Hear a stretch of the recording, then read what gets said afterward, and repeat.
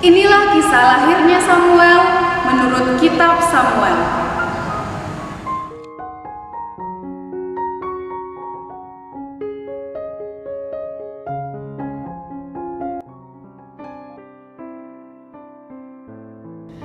Ada seorang laki-laki dari Ramataim Zofim dari pegunungan Efraim, namanya Elkana bin Yeroham bin Elihu bin Tohu bin Zuf, seorang Efraim. Orang ini mempunyai 2 istri, yang seorang bernama Hana dan yang lain bernama Penina. Penina mempunyai anak, tetapi Hana tidak.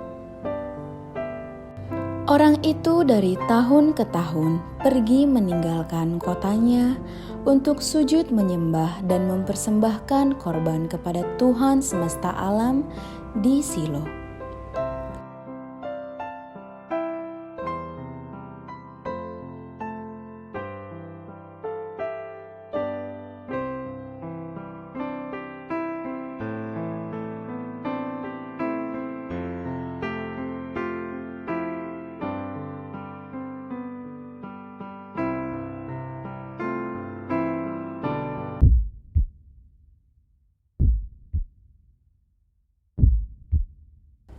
Di sana yang menjadi imam Tuhan ialah kedua anak Eli, Hofni dan Pinehas.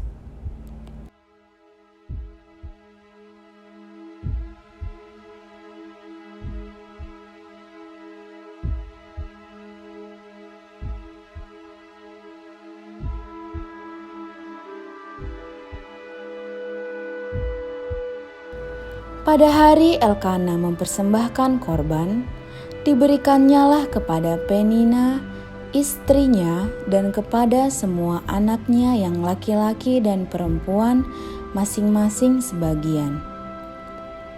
Meskipun ia mengasihi Hana, ia memberikan kepada Hana hanya 1 bagian, sebab Tuhan telah menutup kandungannya.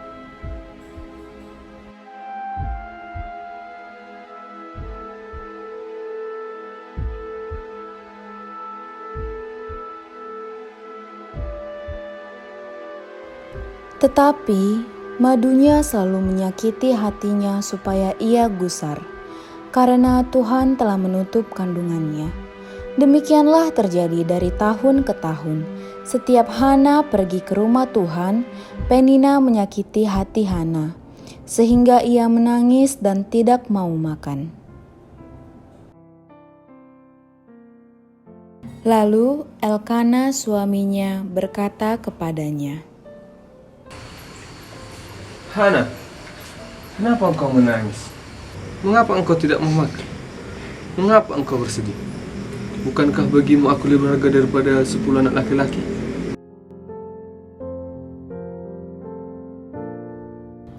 Pada suatu kali, setelah mereka habis makan dan minum di Silo, berdirilah Hana, sedang Imam Eli duduk di kursi dekat tiang pintu bait suci Tuhan. Dengan hati yang pedih ia berdoa kepada Tuhan sambil menangis terseduh-seduh. Kemudian bernazarlah ia, katanya, Tuhan semesta alam, jika sungguh-sungguh Engkau memperhatikan sengsara hamba-Mu ini, dan mengingat kepadaku, dan tidak melupakan hamba-Mu ini, tetapi memberikan kepadamu ini seorang anak laki-laki, maka aku akan memberikan dia kepada Tuhan untuk seumur hidupnya, dan pisau cukur tidak akan menyentuh kepalanya.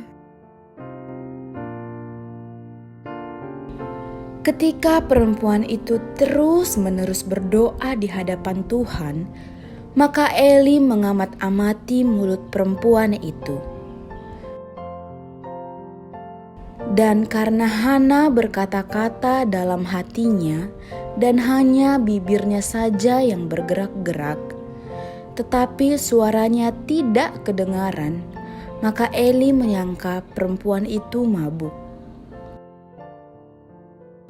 Lalu kata Eli kepadanya, "Berapa lama lagi engkau berlaku sebagai orang mabuk?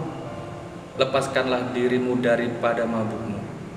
Tetapi Hana menjawab, Bukan tuanku, aku adalah perempuan yang sangat bersusah hati. Anggur ataupun minuman yang memabukkan tidak kuminum, melainkan aku mencurahkan isi hatiku di hadapan Tuhan.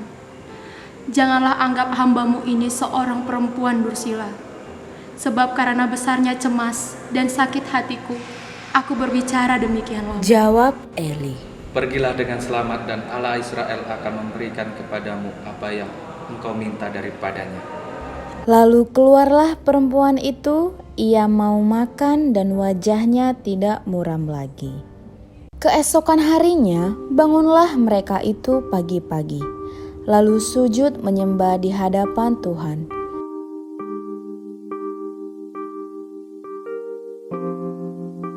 Kemudian pulanglah mereka ke rumahnya di Rama.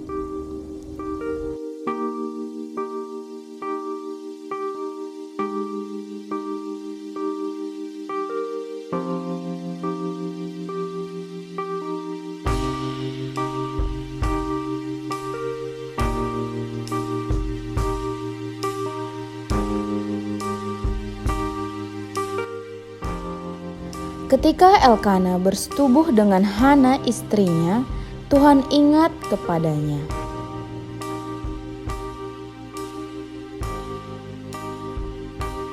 Maka setahun kemudian mengandunglah Hana dan melahirkan seorang anak laki-laki.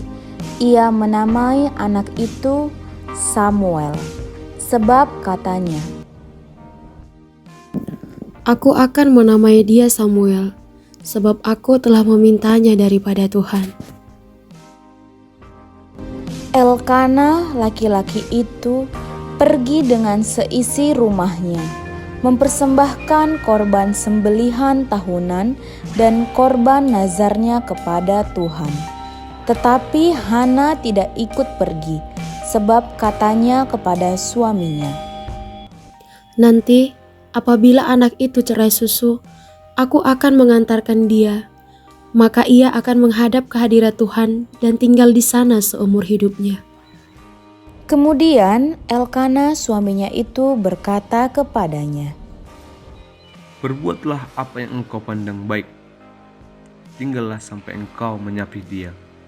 Hanya Tuhan kiranya menepati janjinya. Jadi tinggallah perempuan itu dan menyusui anaknya sampai disapihnya.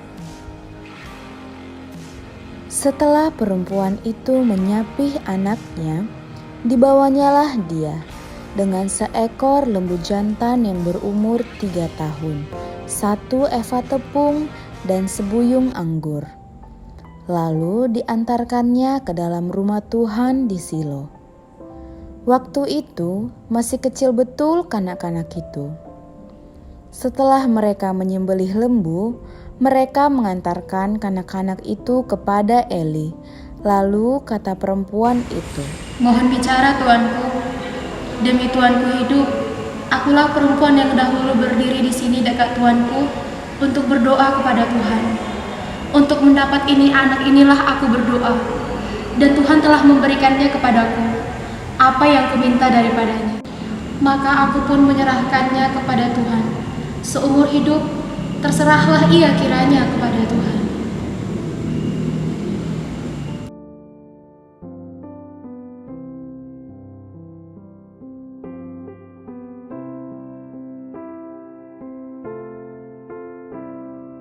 Lalu sujudlah mereka di sana menyembah kepada Tuhan.